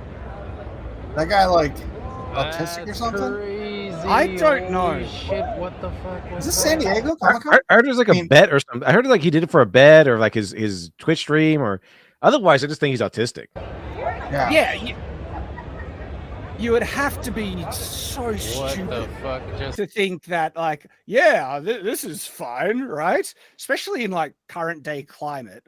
And again, like, a hug isn't the worst thing in the world, but the issue is what could have happened and the lack Also, of what was he security. doing with his right hand? Well, that he could be reaching for other, Reaching for his dick. Jumbly bums? copper feel or something like that. Like it's bad, right? It's bad. Now, Emaru, she has come out with a statement about this, which, it actually like shed some concerning, light on the whole thing. And so let me just share this. So this is her statement on the matter. Hello, everyone. I am okay, and thank you for all the kind messages. Sorry, I cannot respond to them all. Yesterday, the man who assaulted me was allowed to cross multiple barriers at TwitchCon and even in front of another creator's meet and greet to grab me and my face and try and kiss me. Okay, he went in for a kiss. That's it takes it to another level, honestly. Dude, what is he? What a retard! Right. I believe we call that sexual assault. Yeah, that is sexual assault. Okay. Fortunately, he wasn't able to, but a lot of people have pointed out it could have been a lot worse. Yeah, this guy could have been a complete Like psycho. a knife or something. Yeah. Yeah, exactly. Right. I'm obviously shaken up by what happened, and it's not the first time I've dealt with something like this, but to tell you honestly, I'm a lot more hurt and upset by how Twitch handled it during and after the fact. I think they only gave him like a 30-day suspension or something like that. That's what I heard. I heard that I think she says they didn't even grab the guy. They were going to just let him go, right? Just After trying that. Catch and release. He's also a streamer. He's not a fan. I was told he was a streamer and then he got a 30-day ban. What is he? Wow, I didn't know that. That's what I was told. Okay, so she says, like I said, I don't understand how he's allowed to make it to me in the first place. The security in the clip who reacts is my own security. So they're not even Twitch security. It's true. My favorite and usual security guard was banned for holding a stalker's arm to bring him to police at a past TwitchCon. What? So hang on, like something bad happened at a previous TwitchCon. Her best security guard grabbed the stalker, held the arm so police could come and arrest him, and that bodyguard was banned for doing his job. What the friggin' hell? Twitch is a joke, man. However, there were at least 3 to 4 other TwitchCon security staff in the area who did not react and let the guy walk away, as you can see in the clip, since they don't even appear in the frame. LOL. Yeah, like the guy just walks off. And it looked like there was only one security guard, the guy that pushed him away, and everyone else is just standing around like, oh, what's going on? The woman who was walking me away is my own personal manager. And behind the booth, the only 2 people who were checking on me and comforting me were her and my friend. None of the TwitchCon staff came to ask what happened or if I was okay. My friend who was present told me Twitch security were also behind the booth afterwards, joking about how they didn't even see what happened and immediately laughing and moving on to talking about something else. Twitch is like, whatever. Yeah, great stuff you have there, Twitch. You're really doing a good job. I think So they're paid to stand there, never actually pay to do anything. Yeah, right? Cheaper that way. Exactly. So if no one was checking if I was okay or if I needed anything and they let the guy run away initially, I have no idea what anyone hired to keep the event safe was doing. In Twitch's statements, they said that the guy was immediately caught and detained. I'm sorry, that is a blatant lie. Yeah, that is a lie. We saw the guy just walks off. Twitch has a very loose definition of immediately, it seems like. Yeah, he was executed too. Yeah. He was allowed to walk away from my meet and greet, and I didn't hear he was caught until hours after he attacked me. And it felt like this only happened because of my manager pressing for it, not because TwitchCon staff present thought it was a big deal. Holy crap. I have a lot more I want to say, but I will say it on stream later today instead of writing a book on here. Thank you guys again. Sorry you all had to see that. This is definitely my last TwitchCon. Yeah, like right. Sheesh. Twitch is a joke, right? Who would go? Which creator would want to go now? And it saddens me to say that a 10-year off and on attendee of TwitchCon. I think other creators should seriously consider not attending in the future. I did not feel cared for or protected, even bringing my own security and staff. I can't imagine how creators without these options would feel. Yeah, that is atrocious. That's a joke. And so, oh, sorry. I was just like, is that it? San Diego Convention Center? And I just looked it up. It is. It is. I recognized it. Yeah, that's where Comic-Con's held. Well, Legal Mindset actually has weighed in on some of the legal troubles that Twitch could be in response to this. And so I think it's worth checking out and listening what he says on the matter. And so let me bring up. Oh, I like Legal Mindset. I think he does a great job. Oh, actually, it's probably going to be jittery and garbage because of my stupid internet. Look, we'll try. Let me know if the audio is coming through, and we'll see how. I'll give it a try. We'll give it a try.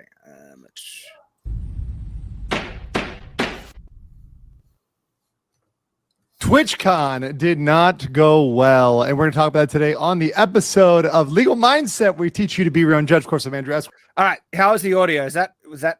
Yeah, it sounds good to me. All right. As long as the audio is good, I guess that's what matters in this one. American attorney. I'm back after a short break. It's good to be back with you guys, and it's good to have some time for myself. So let's get right into it. We've got, of course, a PP for you today, a nice PowerPoint on the death of Twitch. It's actually several issues that are really compounding for Twitch, some of which we've been talking. So how likely do you guys think Twitch will die? I think it's in its death throes, but do you reckon it's got only a couple of years left? I don't know. Isn't the guy supposed to be the owner isn't he going to be dragged before Congress? I guess it kind of depends on how that goes. For what? For Hassan, essentially. All the terrorist bullcrap Hassan has been spitting out. Like several people are actually being called to testify in Congress, which, I can't wait for that. Talking about on this channel for a very long time. So, of course, the main one, the one that everyone's talking about, and the kind of main death knell I'm seeing here for Twitch is the Emaru assault. And that is due to the failure or lack of security at TwitchCon. She was now, Legal Mindset, Andrew here, he actually mentions one that I didn't know of. So another streamer, Twitch streamer, Chibidoki. I think she is like a VTuber of some type or something, but basically her actual identity isn't known, right? And there were big issues with her meet and greet at TwitchCon as well. Denied her own bodyguard. There was an assault. An individual came up and attempted to hug, grab, grope her without any permission, warning whatsoever. And that is a major, major issue, particularly since we know that Twitch has had security issues in the past. Then we had a bunch. And I wonder how liable Twitch could be for certain, charges now as a result. Makes you wonder. But like, Josh, Twitch is culpable for a lot of crap. And I'm interested to know what the future will be in results to these legal things. Bunch of bungled mistakes with Chibidoki's meet and greet, in which she was at first denied entry. There's some reports that she was forced to unmask herself in front of certain people in order to identify herself, and then cutting that meet and greet short. So a lot of problems there. Then you've got Hassan, the golden boy of Twitch. Yes, the fact that Hassan, we already showed some, clips and stuff. He is the golden boy of Twitch. To me, is bonkers. This is like an extremist nutcase, right? But he is their golden boy. Under pressure, which once again, while not happening at TwitchCon, happening around the same time as TwitchCon, indeed is not good for Twitch. That's their golden boy. That's Dan Clancy's favorite, and that's an obvious problem for them. And then the last, and one of the most important, is... And it's a problem that they're doing nothing about. They actively enable Hassan. I can't believe that crap.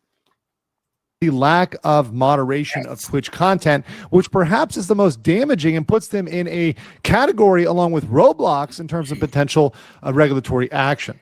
And that's where I think the results of the going to Congress kind of thing could be that there might be actually regulatory stuff imposed on Twitch as a result. The way Trump is right now, something might actually happen. Usually when they go in front of Congress, it's just kind of like a finger wag and nothing ever happens. But with Trump, the way Trump is right at the moment, he's probably like something might happen actually. I guess we'll see. I hope so. Start with Emaru's claim. So obviously, if you saw in the video, so we might not go through the entire thing because it could take too long, but the stuff that he mentions is that general negligence, they could be broadly liable for failure to detain or coordinate with law enforcement. And that's the fact that the guy basically was just let free to walk away. Negligent security, organizers failed to provide adequate measures to prevent the incident, which also seems correct and true. History of security issues 2019, 22, 24, and 25. Holy crap. If there is like a pattern of negligence, damn, that is not a good look. And I think that could really go in favor of someone taken to court. Breach of contract, safety provisions in her contract. Wow.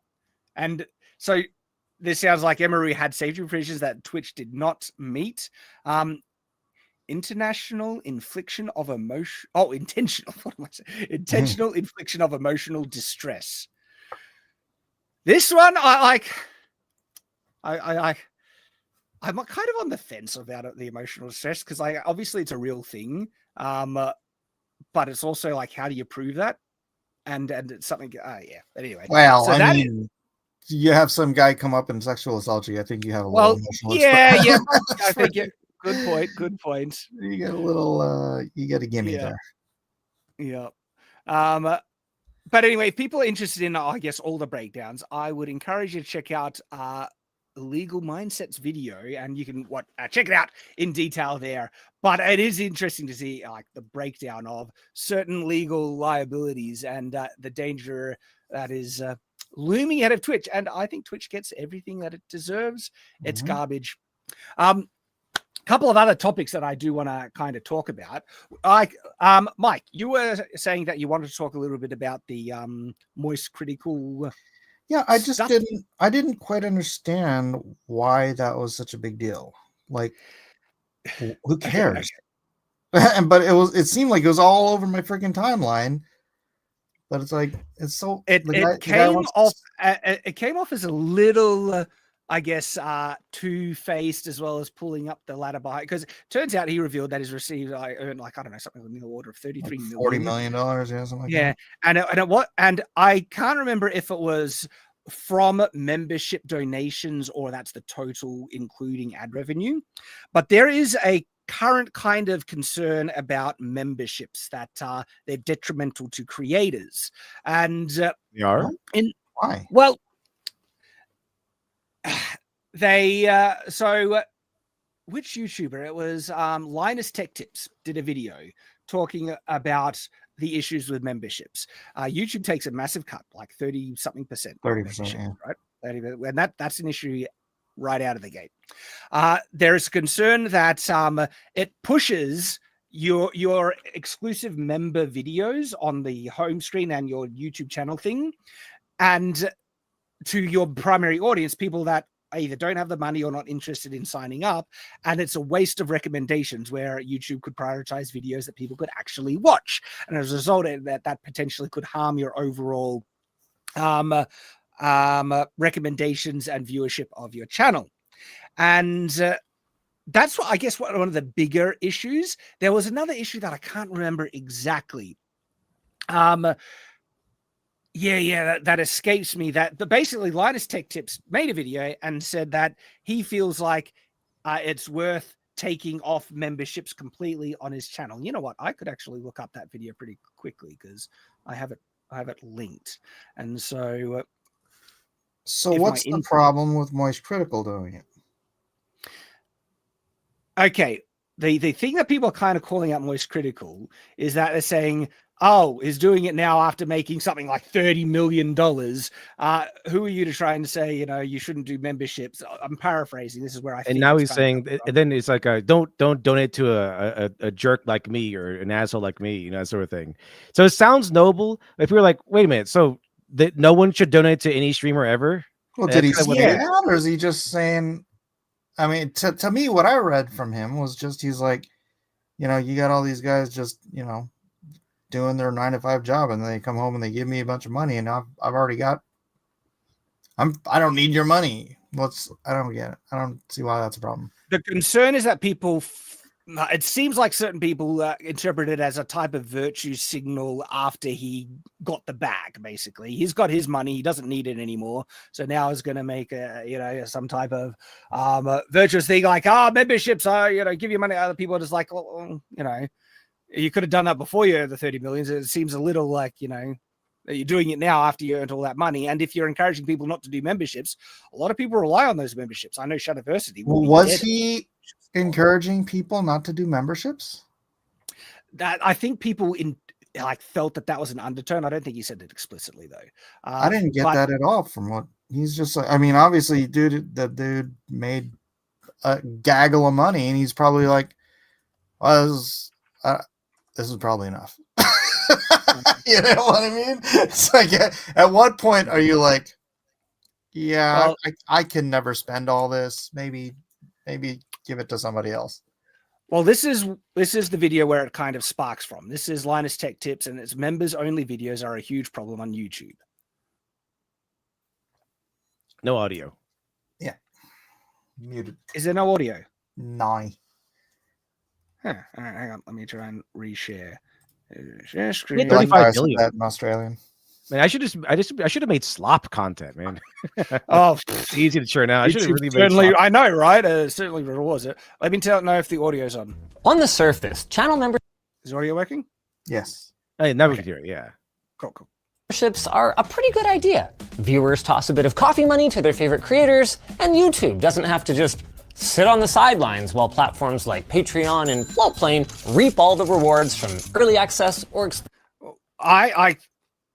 Memberships already have a massive problem for me because YouTube takes such a large cut. That 30%. They take 30% of everything, though. No, but memberships is different. This isn't like, excuse me, I got a frog in my throat. I understand with ad revenue because YouTube is providing the platform, bringing the advertising and everything like that. And so they kind of deserve a portion of the cut because they're doing a decent amount of work in providing, the ad revenue system. That's not the case with memberships. You do all the work to get the memberships, right? And you encourage it, you give them the incentive, and all they are is being a payment processor. And there are heaps of other platforms that take a much lower cut. Patreon only takes like 10%, and the better one, Subscribestar, only takes 5%, right? And YouTube takes 30%. And these are like donations from your core audience. I think that's actually scummy that YouTube takes so much. And as a result, like if anyone is willing to donate or be a supporter, I say do it on Patreon or better Subscribestar than channel memberships. Exclusive content. And for a while, it was working pretty well for both us and for our community, generating positive feedback from our channel members and helping to support our team. So then what changed to cause the recent outpouring of negative feedback around YouTube memberships? Well, I hate to throw blame at YouTube, or especially the algorithm, but basically it was YouTube and the algorithm. Let's talk.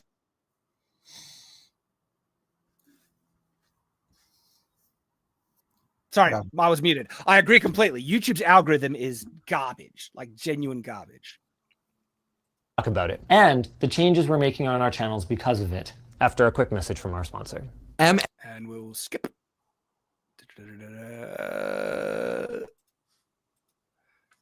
Access content that we have on YouTube memberships. So we usually focus on promoting that with little callouts in our videos. So we took a pretty light, hey, just kind of putting this button here approach when it came to promoting YouTube memberships. It didn't make a lot of money that way, but with some fine tuning to the pricing, we also weren't losing money after YouTube's cut. And we were just happy to be able to offer that as an option for anyone who wasn't comfortable or just didn't like the inconvenience of navigating off-platform to Floatplane. But then came a major shift. The membership tab, well, that's still there. Okay, yeah, so the big thing that it's saying is that the member videos now appear on the main feed and clog up the main feed. And so he feels like this discourages the core audience from either watching your content and watching the things, as it was explained. But the members-only videos are no longer confined to it. And I gotta say, I'm with Core Upload here. In fact, I don't even think messy is a strong enough word to describe the unnavigability of YouTube when a whole bunch of the thumbnails that I'm looking at are for videos I can't freaking watch. And as bad as the channel video list page is, that's nothing compared to the way that YouTube has cluttered up recommendations, the homepage, and even freaking search. Like seriously, off script. Search is garbage. I actually, funnily enough, have a members-only video of me and Tyrant showing the searches for sword content and the crap, the unending crap that you get served in doing searches for different sword type videos. That's on Shadiversity if you're a supporter. For a moment here. How bad is YouTube search these days? Terrible. And the worst part is for every few bucks that we've made on this extra promotion and spam, we've received a barrage of complaints from our viewers talking about everything from the gross FOMO sales strategy of having this tiny green members only indicator that then turns into a giant sales pitch the second they click on it, to talking about how, honestly, it's like killing their interest in our channel. I mean, to say that this hasn't been worth it for us would be a gross understatement. So let me make this clear. This is not a change that we would have enabled if we were given the choice, nor would we have signed up for the channel memberships program in the first place if we'd known that this was coming. And the most frustrating part of all of this for me is how utterly lacking in self-awareness YouTube seems to be here. Look at all this money you could make by enabling memberships on your channel. Sorry, $8 a month to harass and spam ads at people who are, by definition, the ones who are likely to be my most dedicated audience members? Are you kidding me right now? I mean, it would be one thing if there were mechanisms, like there are for ads, subject matter, or even for creators, to opt out of these promotions as a viewer. Or, which is an interesting suggestion. I don't think it's the worst thing ever in terms of the members' content being merged with your main content, but Linus thinks it's an issue. My concern is if it sucks up certain amount of recommendations that YouTube is willing to give you, because when you publish a member's video, that actually gets sent out as a recommendation for people who are not members. And it's just, and YouTube's intent is oh, check out this exclusive content, sign up, become a supporter because that gives us more money. But is it only to people who already subscribe? Because I'll see those Tim Pool member video things, but obviously I don't click on them because I'm not a member. I think it goes out to people who are not subscribed but have watched your content recently. Oh, really? It pushes it out. And if that is in place of a recommendation of a video that anyone could watch, I feel that's a stupid idea, and it harms creators like me. A ton of members only videos just in my feed, just everywhere. Yeah, it's annoying. It is annoying. Mm-hmm. And so as a result, Linus has taken basically he's stopping doing members only content. Moist Critical sounds like he was doing the same. But excuse me, another fry. But yeah, the fact that he's made so much money that people had some criticism for him, and I'm like more ambivalent towards it. I think YouTube just has massive issues broadly that this is all just kind of a part of. But that's kind of that. That's kind of that. I just didn't get it. I'm like, who cares?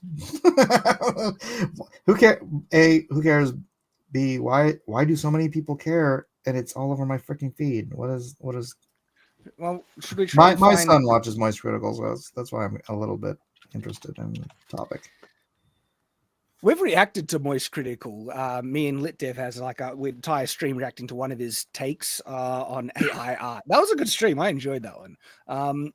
What's he on Twitter? Is it Charlie? Because he doesn't go by Moist Critical. No, his name is Moist Critical, but it's like written weird. Like there's a 1 or a 0. Oh, or wait. I think I found it. Where is he? Oh, with a K. The critical's a K. Oh, yeah. I think this is it. He's got over 2 million followers. But his tweet is probably buried though, where he talks about it. It might take me too long to look it up. But there's something else I kind of want to talk about. Have you guys seen the competitor to Wikipedia that Elon is making? Like No, I heard about it. I haven't seen it though. Grokpedia, I think they're calling it.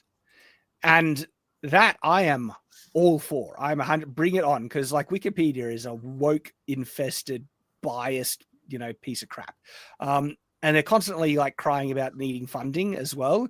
And seeing a proper competitor that's going to be unbiased is just great. And Elon even said that he's delaying the launch of Grokpedia a week because they are so intent on removing the bias. And there was still some bias in the encyclopedia articles that they're delaying its launch to dig them out. And I'm like, yes. That's great. I like that. That sounds good to me.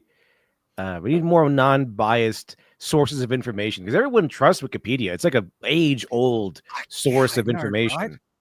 Yeah, I did a video or I had a debate a couple of weeks ago with this tranny on my channel, and like he brought up go search what woman is on Wikipedia, and I busted out laughing so hard because it's like, it's 2025. You don't realize that you don't bring up Wikipedia in debates. It's an online encyclopedia. I'm like, it's an online encyclopedia that anybody can edit. You could go edit it right now and then go use it as a source. Well, this one here is kind of wild. Elon shared this, and this is someone who is actually part of Wikipedia. Let me share this, right? So the Signal Wikipedia NPR class believes it's okay to lie as long as it's in service of what they consider to be the greater good. And it's like, what? And so this is someone talking about how Wikipedia's approach to truth, and it is wild. Listen to this. But one of the most significant differences, critical for moving from polarization to productivity, is that the Wikipedians who write these articles aren't actually focused on finding the truth. They're working for something that's a little bit more attainable, which is the best of what we can know. I know. It's like, what? Does she know what an encyclopedia is for? I mean, I can't believe that they would just be. I was like, yeah, no, we're not actually working towards the truth. They're just burying everything and behind corporate speak. Yeah, this is insane. Right now. And after 7 years there, I actually believe that they're onto something. That for our most tricky disagreement. Yeah, you're onto something. Truth isn't that important. Seeking the truth and seeking to convince others of the truth isn't necessarily the best place to start. What? Like, anyone who has, an appreciation of the truth, right? If you hear this, I would never use Wikipedia again. Like, this is, to me, a death statement for Wikipedia. In fact, I think our reverence for the truth might have become a bit of a distraction. The Wow. truth is problematic. Oh my gosh. It sounds like some commie gobbledygook to me. Yeah, it really does. It's like the truth is problematic because it gets in the way of our agenda. So it's important. It's more important to be morally right than factually right. Okay. like this is exactly their ideology, because it's built on lies, right? From the get-go, and it's all built on trying to, class warfare, envy, the politics of envy, and all these vile, immoral things that the truth exposes. The truth exposes the woke narrative, communist agenda, all this nonsense that they're trying to push, and that's a problem to them. The truth gets in the way of their agenda. So, we need to do something about this truth That is preventing us from finding consensus and getting Ah. important. And what that means, it's preventing us from pushing our agenda. That's what Right. it means. Right. This is so 1984. It's Now, hilarious. none of that's to say that the truth isn't important. The truth, That's what you're Truth saying. or It's like, lie? oh, no, but I'm not, our Yeah, truth is she really literally good. just said it. It's literally what you just said. It's literally what you just said. Oh, it's overrated. It's not really important. Oh my gosh. obviously exists. It's at the core, or the search for the truth is at the core of some of our greatest human achievements. It can animate and inspire us to do, learn, and create great things. But I think in our messy human hearts, we also know that the truth is something of a fickle mistress. Oh my gosh. Meaning, but the truth is really important. But the thing is, sometimes we don't like the truth. The truth, it hurts, and so because of that, we need to protect our feelings and believe. And ready, I bet she's going to go to my truth. Wait for this. And that the Whose beauty truth? of the truth is actually often in the struggle. It's the reason that we have What pseudo-intellectual bullcrap? It's the Wow. struggle. That's what's really. so many sublime chronicles of the human experience, because there are so many different truths to be explored. Oh, so many different there it truths. is. There it is. Get out of here with that bullcrap. No, there is just the truth. That's it. And then there's opinion, and the opinion is worth spit unless it's true and correct. No, but this is Wikipedia. This is Wikipedia's approach. Holy crap. Oh, Wikipedia is garbage. Useless. Oh my gosh. Wow. That just blows me away, man. I can't believe that. All right, let's catch up with the super chats. Okay, Nathan Cassidy for 499 says, if there's one thing leftists all know, is someone who tortures animals is a psychopath, and Hassan is a bad liar on top of that. Yeah, 100%. Wasted Space $5 says, Freedom Tunes on YouTube has a hilarious animation on this whole Hassan thing. Shout out to Freedom Tunes. Love them. I'm not sure I've seen this one, but I've actually watched a couple of their things recently, and Freedom Tunes is great. And also Seamus. Seamus just seems like a real solid guy. Back when I watched Freedom Tunes. Back when I watched a couple more episodes of Timcast, I don't watch him as much these days, but Seamus was on a bit more back in the day, and Seamus always had good, solid, very, Christian takes, and I was like, I appreciate that guy. He's got a good head on his shoulders, and so shout out to Freedom Tunes. Wonko the Sane for 499 says, Hassan just literally defined himself as what he hates. Yes, he did, as in the clip we're reacting to. And Starry Night for $2 says, oh, it wasn't a hug. He tried to kiss her. That we found that out. Yeah, and so that's an issue. That is an issue. It looked like he tried to grope her to me. Yeah, well, it could have been so much worse as well. And Enfesining Fish for $5 says, I have Asperger's, and I have a couple of consequences. And I have a concept of consequences. Hassan is a different kind of tard. Don't lump him in with us. Well said. Well said. Oh boy, it's been a crazy week, but that's where we are at. Wow, my gosh. But it's time to wrap up. It's been a lot of fun. And as we wrap up, Lit Dev, is there anything that you wanted to mention? I think there's one thing. Oh, just what was it my comic? Indiegogo did a lot of crazy things recently, but some things are pretty interesting. But here it is. Lady Midnight Devils dwells in Silent Springs. It could use all the support we can muster. But here it is. Indiegogo is really made a huge change. There's a lot of it. So I'm just still trying to get used to the new updates. But and there was something going around where people can't back anymore, but someone did back today. So yeah, there were some people having issues backing, issues signing in, things like that. So I love that it's like the actual backers numbers now, like in Kickstarter. Yeah, it's apparently mine's pretty accurate. I mean, mine didn't really change at all. So awesome. Money's still there, but yeah, there it is. Chat. The Midnight Devils dwell in Silent Springs. Pretty good. Worked really hard on this one. Hopefully, it makes it. But there it is. Absolutely. But everyone, please do support it if you are if you're interested and you love like classic storytelling. Lit Dev is a master of these things, and his work is going to be great. So support it. And again, independent media. That's what needs to kind of come up, because the mainstream media sucks and is producing so much crap. So much. It really does. Straight. Yeah.